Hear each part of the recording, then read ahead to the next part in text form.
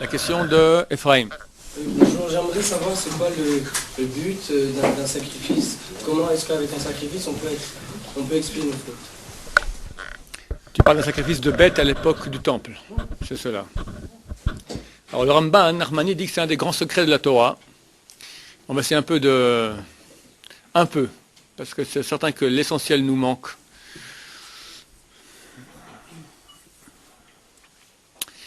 Le premier homme avant le péché originel est à un niveau extrêmement haut. C'est marqué que sa tête était déjà dans la divinité. Il devait encore attendre jusqu'à l'entrée du Shabbat, sans faire de péché, pour que le corps entier rentre entièrement dans la divinité. Et là, on s'unissait. Je dis on parce que nous sommes les âmes du premier homme. On s'unissait avec la divinité pour le kiff éternel. Bon, il a péché. Et à ce moment, il y a eu une baisse terrible. Toutes les parties d'âme du premier homme sont tombées très très bas, on s'appelle dans la mort. Et ça crée le mal. Comme j'ai expliqué souvent, la mort, par définition, elle est morte. Donc elle n'existe pas, c'est du non-être. L'âme, c'est l'être. L'âme, c'est une énergie divine, d'être. Dieu, on l'appelle celui qui était et sera. C'est l'être suprême. Alors quand tu prends une fraction d'être suprême, parce que l'âme, c'est une partie de Dieu, quand tu prends en tout cas, c'est une énergie divine. Quand tu prends l'énergie divine et tu la mets dans une non-être, ça te fait Frankenstein, ça fait Dracula, ça te fait des morts vivants, ça fait des démons, des Ahmadinejad, des Hitler, des Saddam Hussein, des Haman et des pharaons. Le mal. Maintenant, non seulement ça crée le mal, mais ça fait aussi que ça crée un monde matériel, parce que le premier homme était fait de lumière. Ça crée un monde beaucoup plus grossier, qui est en fait donc de la mort mêlée à de la vie. Le seul job de l'humanité, dès ce moment, était de réparer ce péché, parce que l'humanité, ce sont en fait les âmes du premier homme. L'humanité, non seulement n'a pas réparé, mais est allée d'échec en échec. La génération du petit-fils du premier homme, Enoch, a commencé à faire la Vodazara, l'idolâtrie. Après, il y a eu le déluge. Après, il y a eu la tour de Babel, Sodome et Gomorre, la Cata. Vient un homme, s'appelle Abraham Avinu, qui lui va brandir le drapeau de Dieu. Et Dieu décide, propose, disons, son projet aux nations. Ça fait déjà 2000 ans que ce projet était proposé. Il a vu que personne n'y arrivait.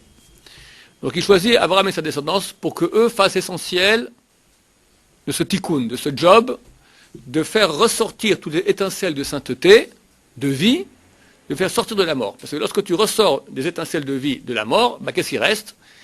Il reste un corps mort sans vie. La mort n'existe plus. Tout ça pour arriver à l'état antécédent du péché originel.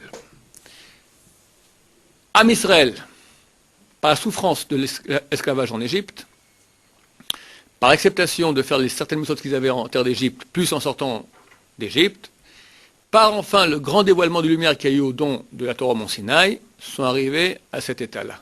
Au don du Mont Sinaï, don de la Torah au Mont Sinaï, l'humanité est arrivée au niveau du premier homme avant le péché originel.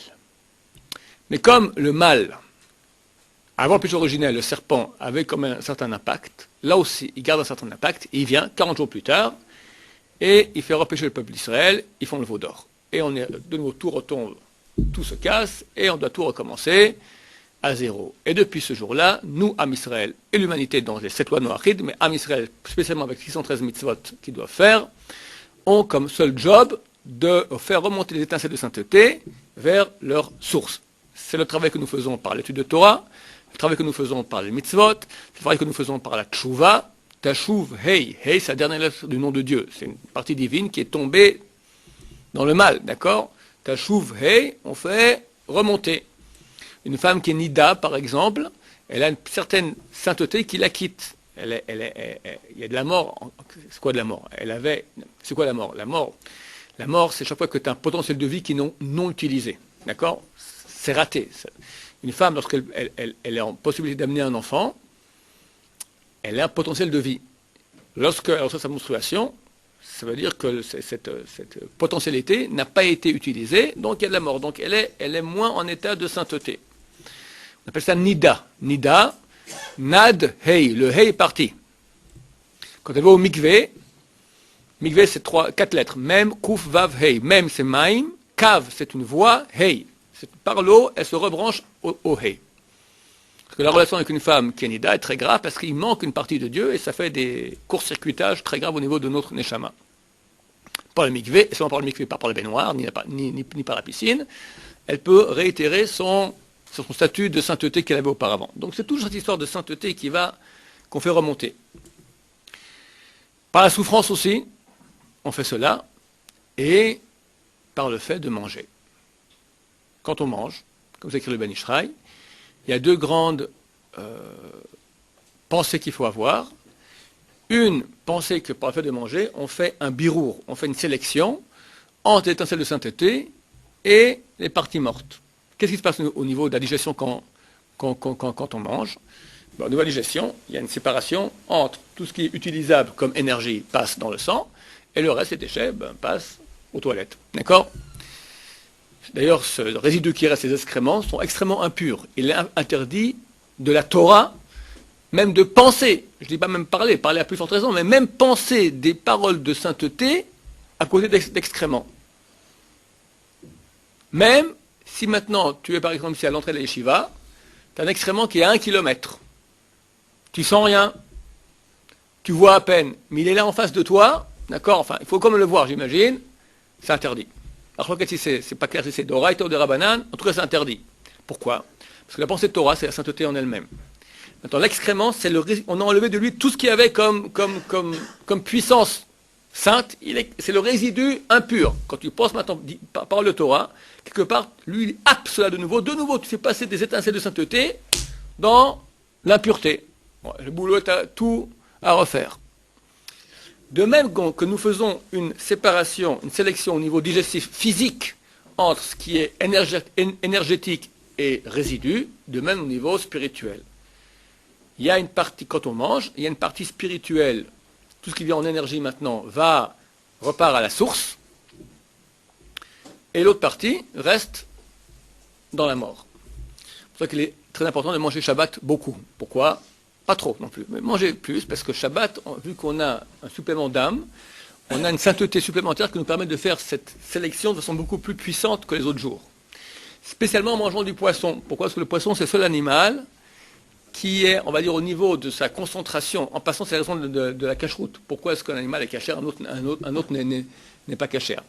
Parce que lorsqu'on mange, on fait une sélection. On reprend les étincelles de sainteté. Maintenant, il faut que l'animal soit ait une concentration suffisamment grande de sainteté pour peu d'impureté, pour qu'on arrive à faire le tikkun, la réparation, et pas que nous soyons au contraire impurifiés par un animal qui aurait beaucoup d'étincelles impures, beaucoup de force impure pour peu d'étincelles de sainteté. Si on l'ingurgite, on n'arrive pas à faire le tikkun, la réparation. Au contraire, ce résidu d'impureté reste en nous et nous rend bouchés, d'accord? Il nous rend bouchés à la perception de Dieu. Donc, les animaux cachers ont beaucoup de sainteté pour peu d'impureté, et les non cachers, c'est le contraire. L'animal qui est le plus pur, c'est le poisson. Pourquoi? Le poisson cacher, attention. Il y a beaucoup de poissons non cachers. Et dernièrement, il s'avère qu'il y a beaucoup de poissons avec des vers pas cachers. Un ver qui se trouve dans la chair du poisson est permis. Un ver qui se trouve dans les organes intérieurs, mais pas dans la chair, est interdit parce qu'on considère qu'il vient de l'extérieur. Et dans les poumons, il est dans les branches, dans les intestins, dans l'estomac, etc. Ça vient de l'extérieur. Là, c'est interdit la consommation. Dernièrement, les spécialistes ont remarqué qu'il y avait un certain, j'oublie son nom, un nom compliqué, d'accord, un certain ver de mer, d'accord, que bien qu'il était ingurgité que dans les intestins du poisson, une fois que le poisson est mort, il passe dans la chair.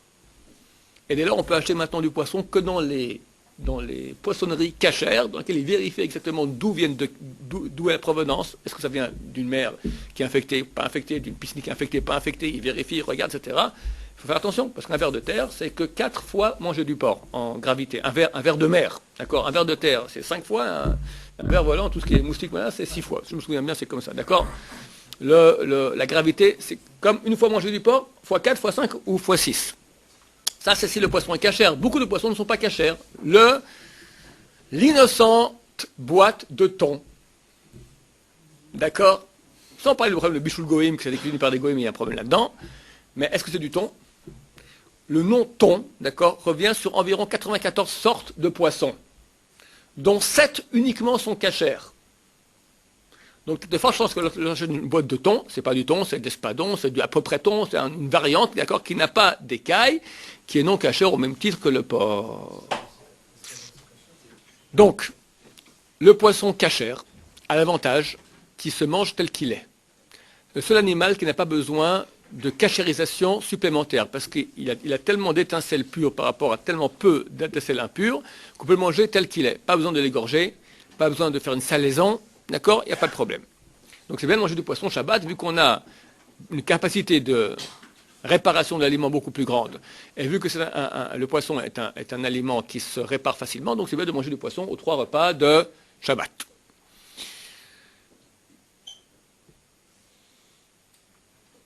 Donc j'explique maintenant qu'il y avait un tikkun à faire de faire monter les étincelles. J'expliquais aussi qu'on faisait cela en mangeant.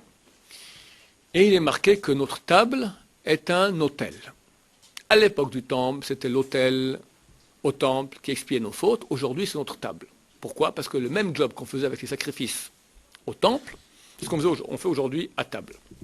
C'est pour ça qu'il est marqué que celui qui ne dit pas des livrets Torah, des paroles de Torah sur la table, ne serait-ce au moins un mot, une phrase, alors c'est comme s'il mange zivrei metim. Regardez comme c'est intéressant les paroles de sagesse. Zivrei sont des sacrifices de mort. C'est quoi un sacrifice de mort? C'est quoi un sacrifice de mort? Ça ne veut rien dire. Alors les commentateurs disent c'est un sacrifice d'Avodazara. Alors pourquoi tu ne dis pas sacrifice d'Avodazara? Parce qu'on dit exactement c'est mort. C'est-à-dire, toi tu veux faire sortir la vie de la mort. En mangeant maintenant, tu fais sortir la vie. Par les paroles de Torah, tu fais sortir aussi. C'est important quand les paroles de Torah, ça fait partie du tikkun de réparation. Si tu ne dis pas, tu laisses la vie dans la mort. Donc tu as fait un sacrifice, tu as fait monter, tu as fait une sorte de séparation entre les deux, qui reste dans la mort. Et ça va où? Au côté négatif, Avodazara. Idolâtrie, le côté négatif, le côté de la mort. Donc nécessaire de parler des paroles de Torah pendant le repas. Le sacrifice, c'est exactement la même chose.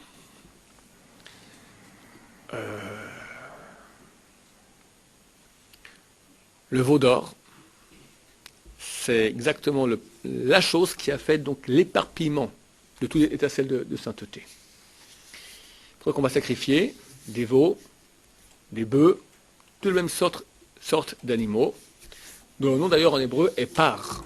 Par ou para, d'accord, vache ou bœuf. Par ben bakar, c'est quoi par? Par, ce sont 2 lettres, P-resh. P-resh, ça signifie, je vais faire un cours, je n'aurai pas le temps de le faire maintenant, peut-être faire un peu rapidement, je ne sais pas. Bon, P-resh, un cours sur la langue sainte. Chaque lettre en hébreu a un sens. Et tous les mots en hébreu sont des combinaisons de ces sens des lettres. Donc sans avoir appris l'hébreu, quelqu'un qui va apprendre le sens des lettres hébraïques, dans leur profondeur, et c'est profond, qui va connaître les lois d'agencement, des points aussi, pourra, en voyant un mot en hébreu, connaître le sens du mot sans avoir jamais appris sa signification, parce que c'est une conjonction de 3 sens, ou de 2 sens, ça dépend le nombre de lettres qu'il y a dans chaque verbe en hébreu a une racine de 3, mais des fois il y a des racines de 2. Par, c'est 2 lettres, P, resh. P, c'est une bouche, comme son nom l'indique. P, c'est quoi une bouche? C'est un passage d'intérieur à extérieur.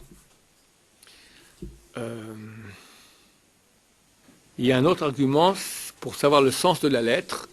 Une autre indication, c'est la première fois où cette lettre apparaît en tête de mot dans la Torah.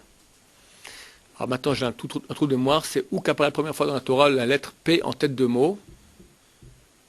Quelqu'un a une idée, peut se rappeler? Pénétéum. Péné, très bien. Péné, la face, c'est comme la bouche. C'est quoi la face? La face, c'est ce qui exprime l'intérieur. Péné, la face de... Mais c'est panim le mot. Panim, qui est comme mot pnim. Pnim, c'est intérieur, parce que l'intérieur se voit sur la face. Le passage d'intérieur-extérieur se fait sur la face. La parole, c'est l'expression de ce que j'ai à l'intérieur. Passage d'intérieur à extérieur. Resh, c'est quoi? Que c'est le mot Resh? Roche, la tête. C'est un yud, Resh. C'est la tête. Parfois nous verrons le mot Resh en tête de mot dans la Torah. B, Reshit. Parce que B, c'est un préfixe. Reshit, Reshit, premier. Premier. Le premier d'une colonne. C'est le premier, mais c'est aussi la tête. Resh. D'accord? La tête d'une colonne, c'est le premier. C'est celui qui dirige. C'est lui qui est aussi la tête d'une entreprise. C'est lui qui va diriger, qui va quelque part une entreprise, d'accord? Ou un roi. Le premier d'un État, de n'importe quelle association d'éléments éparses. Il est là pour unifier le tout, diriger. Si tu as un État où tu as plusieurs ministères, mais tu n'as pas un roi qui va gérer ça, alors ça part en cacahuète. Parce que chaque ministère fait un peu ce qu'il veut. Il faut que tu aies ici la tête qui va gérer tout. Le PDG d'une entreprise, idem, tes employés, ils sont tous très très performants, mais si tu n'as pas quelqu'un ici qui m'attend pour gérer tout ensemble, ça part en cacahuète. Donc la tête, elle est la première, mais aussi la directrice, et elle unit tout ensemble. Maintenant, si on dit Péresh, ça signifie sortir à l'extérieur d'une chose unie. Casser l'union. Casser l'union. Péresh signifie casser l'union. Regardez ce qui s'est passé. L'union, l'unique, c'est Dieu.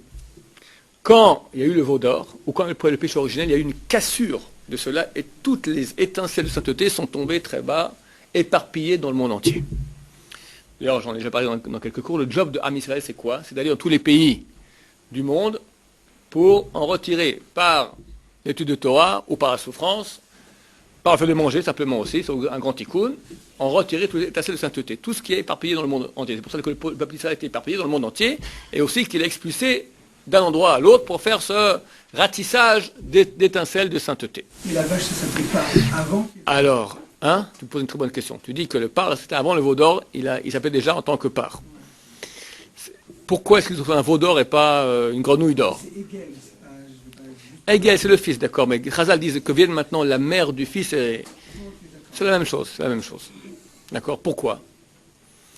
Parce que c'est en lui qui avait le plus grand potentiel, justement, d'éparpillement, et quand on fait maintenant un sacrifice, au contraire de faire remonter. Quand on fait un sacrifice, on fait un korban. Korban, c'est quoi les trois premières lettres? Le noun de fin, c'est une terminaison, d'accord? C'est les karev, kouf, resh, bet. C'est quoi? Karov, rapprocher. Tu vas rapprocher par les étincelles de sainteté qui sont parties loin, tu vas maintenant, par le fait de sacrifier, tu les ramènes à leur source. Quand on faisait un sacrifice, alors c'est vrai que pour nous, ça peut avoir l'air bestial, une pauvre vache qui n'a rien fait à personne, elle fait meu depuis qu'elle est petite, et on la sacrifie maintenant bêtement, même pas qu'on la mange, d'accord, on la brûle, etc. Ça dépend quel sacrifice, on a des parties qu'on mange, etc. En cela, il y avait un travail, un service, d'accord, de ratissage d'étincelles de sainteté énorme pour les faire remonter à la source. À un point tel, donc il fallait amener 2 sacrifices quotidiens, un le matin et un l'après-midi, et ça suffisait, c'est marqué que ça suffisait à expier toutes les fautes du peuple d'Israël. Le matin, expier les fautes de la nuit, et celui de l'après-midi, expier les fautes du jour. Tellement ça faisait d'effet. C'est pas plus simple d'être un bon juif et puis de respecter son prochain et d'étudier la Torah que de brûler une bête que Hachem a créée et puis qui nous demande de respecter toute la journée. Regarde, nous ne savons pas l'action qu'a chaque chose dans le monde supérieur. Tu peux me dire ta question, je vais transformer ta question maintenant autrement. Je peux transformer et dire comme ça, qu'est-ce que Dieu en a à faire maintenant que je porte un tefillin sur la tête? C'est quoi le tefillin? C'est quoi la mitzvah? C'est marqué que quand on porte le tefillin, il faut penser que dans les tefillin se trouve inscrit l'unicité de Dieu, Shema Yisrael Hashem Elokeinu Hashem Echad, et le fait que Dieu nous a sorti d'Égypte avec des miracles qui montrent qu'il est le maître incontesté sur les forces spirituelles et les forces matérielles. Et qu'elles sont toutes subordonnées à lui, et je subordonne mon âme, qui se trouve dans la tête, je subordonne à Dieu. Ok? Alors pourquoi porter un tefillin? C'est combien ça coûte un bon tefillin? 400, 500, 800 euros. D'accord? Ça doit être fait de façon minutieuse, carré, complet. On tolère 1 à 2% d'erreur dans le carré. Carré total. Une erreur dans le texte, une erreur de rien, il vaut plus rien ton tefillin. Pensons à Dieu, mettons un petit coucou ici, coucou, Dieu existe, je mets ici, là, je prends un autocollant, subordonné à Dieu, je mets ici, là, sur mon front. C'est encore mieux, toute la journée, subordonné. Pourquoi un tefillin? nous ne savons pas exactement comment faire pour que la sainteté se pose sur les organes matériels, et agisse. Mais Dieu, dans sa Torah, le dévoile. En faisant certains actes matériels, on fait une action qui a une portée dans l'éternité. À Sukkot, on va habiter dans une cabane. C'est une mitzvah énorme. Les 7 ou en l'étranger 8 jours de Sukkot. Avant, ça sert à rien. Après, ça sert à rien. Une mitzvah énorme, on s'y prépare des mois à l'avance. Pessah. C'est quoi la grande mitzvah de Pessah? Manger de la matzah. C'est quoi le matzah? Un peu de farine et de l'eau non fermentée. Mangeant avant Pessah, c'est la mitzvah de maigrir, c'est peut-être tout. D'accord? Après, idem, diète. À Pessah, ça devient un truc énorme. C'est-à-dire que Dieu, qui a donné la Torah, nous dit maintenant quel acte nous allons faire dans la matière, qui aura quel impact au niveau spirituel. Au niveau de la vache aussi, je peux prendre maintenant un chien et l'amener au temple, ou le tuer comme ça, t'as rien fait. T'es un sadique. T'es un sadique. Ou un crétin. D'accord? Regarde, moi je viens maintenant, voilà, je vais ici, je sais pas moi, je vais devant vous, pleine journée, je prends une branche de palmier, je prends une sorte de citron un peu bizarre, un peu biscornu, cédra, d'accord, quelques branches de myrte, quelques branches de saule, je commence comme il est marbré. Non mais c'est à l'asile de fous. À l'asile de fous. Et à Sukkot, on te dit, quand tu fais ça, tu sais qu'est-ce que tu fais? Tu prends les 4 lettres du nom de Dieu, tu es en train maintenant de faire une action. Rabbi David Abou Hatzera. À Sukkot, il a demandé, c'est où l'Iran? C'est où l'Iran? Il m'a dit par là, il a fait comme ça. C'est bon. C'est bon. C'est une puissance extraordinaire. Extraordinaire. Alors, qu'est-ce qu'il a fait? Il a pris un morceau de citron avec un peu un palmier, comme ça. Pourquoi pas une banane? Plus joli. Coûte moins cher. Qu'un cédra. D'accord? Ou une orange, ça fait un peu israélien. Pourquoi pas Jaffa? Non, mon cher ami, ça marche comme ça. Dieu, il nous a dit quel acte. Dieu qui connaît maintenant la valeur spirituelle de chaque objet. Chaque objet, il a un correspondant spirituel. Il sait ce que c'est. L'objet en lui-même, c'est rien, mais c'est un véhicule d'une réalité spirituelle. Sinon, elle ne serait pas. Il ne peut pas y avoir une chose dans le monde réelle sans qu'elle ait une réalité spirituelle. Ce que la physique dit aujourd'hui, tout est énergie. Mais on ne connaît pas qui, quoi, comment fonctionne cette énergie. Dieu, oui, il te dit, voilà, tu vas faire ça, ça va agir comme ça. Dieu a dit, tu amèneras une vache au temple, à cet endroit, pas à l'extérieur. Celui qui égorge une vache à l'extérieur, aujourd'hui, celui qui fait un sacrifice à l'extérieur, c'est carette. On n'a plus de bêtes aujourd'hui qu'on peut égorger en tant que sacrifice. Il y en a une, c'est quoi? Les aînés. Le Bechor. Le Bechor, il est saint dès la naissance. Quand j'étais jeune, avec dont le Rav Ben Chaim, d'accord, on était 3, on a acheté un mouton. On voulait faire la mitzvah qu'on égorge un animal, et une mitzvah, chaque juif, de donner au Kohen 3 parties de la bête. La langue avec les joues, l'estomac, un des estomacs, il y en a plusieurs, et le bras droit de l'animal. C'est une mitzvah de la Torah. Aujourd'hui, personne ne l'a fait, parce que qu'est-ce qu'ils font pour éviter de la faire? Ils font une shoot-foot, une association avec un goy, avec un non-juif, et dès lors, la bête est désengagée de l'obligation de donner ses dons. Mais si quelqu'un achète un mouton pour lui, il a fait comme ça, un méchoui, il doit donner au Kohen. Nous, on s'est dit, on va acheter exprès, on va faire comme ça. Bon, on ne s'est pas égorgé, on a amené un des plus grands égorgeurs du Badat, ici, qui est venu, une sorte de truc au noir, dans la rue, comme ça, on s'est mis de côté. Et il va, vous avez vérifié que c'est pas un aîné? On dit non, il est devenu livide. Livide. Parce que s'il égorgeait, il transgressait un interdit de carette.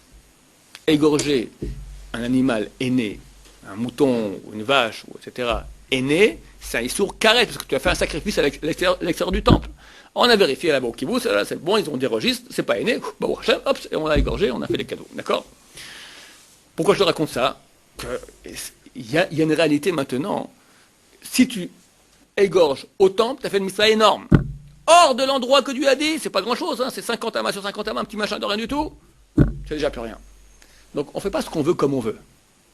Mais quand on fait cet acte-là comme Dieu a demandé, Dieu est témoin, c'est lui qui nous a donné. Bon, il faut déjà savoir que la Torah est d'origine divine. Une fois qu'on le sait, on sait que cet acte-là, il a cette faculté.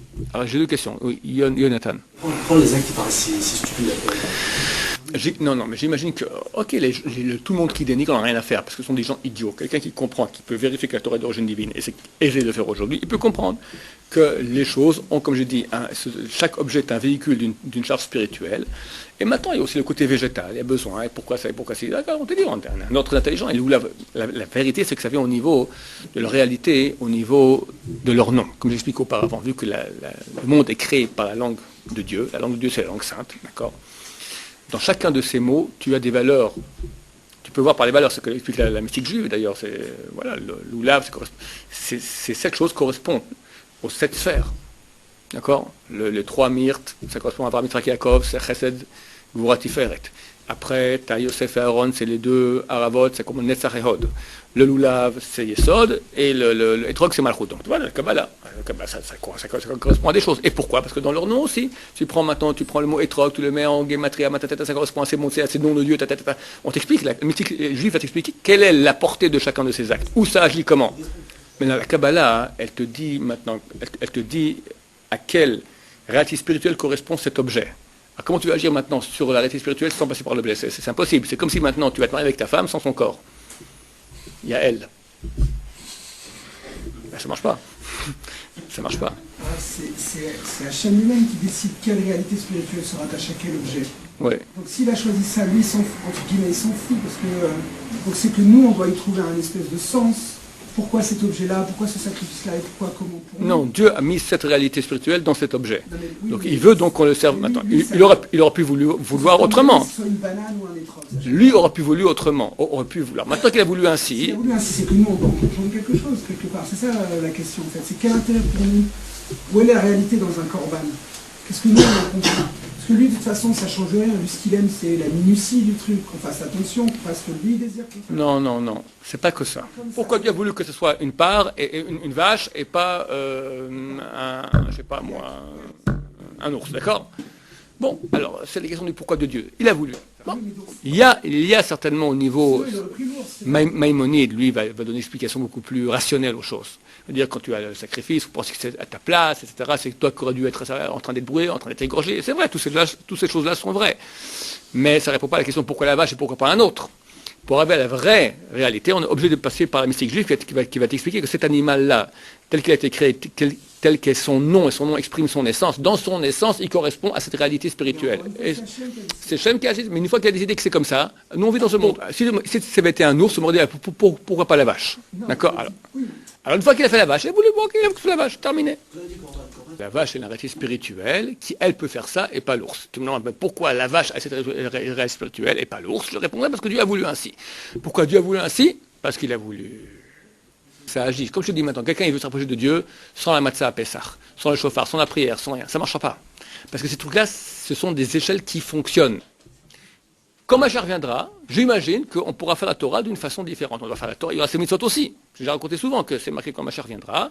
Au bout d'un moment, pas tout de suite. Tous les jours, aujourd'hui, le monde est séparé en 3 parties. En tamé, impur, en profane, c'est ni impur ni pur, et en saint. C'est ni saint ni impur.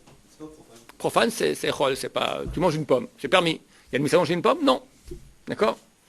À un moment, quand Mashiach arrive, tout le mal est éradiqué. Il n'y a plus de mal. Il n'y a que profane et saint. Tout le monde, il n'y aura plus de profane, il n'y aura que saint. Il n'y aura que saint. C'est-à-dire que tous les jours seront saints. Dimanche, ça sera Pessah. Lundi, ça sera Rosh Hashanah. Mardi, ça sera Shavuot. Mercredi, ça sera Rosh Chodesh, je ne me trompe pas. Jeudi, ça sera Sukkot. Et vendredi, ça sera...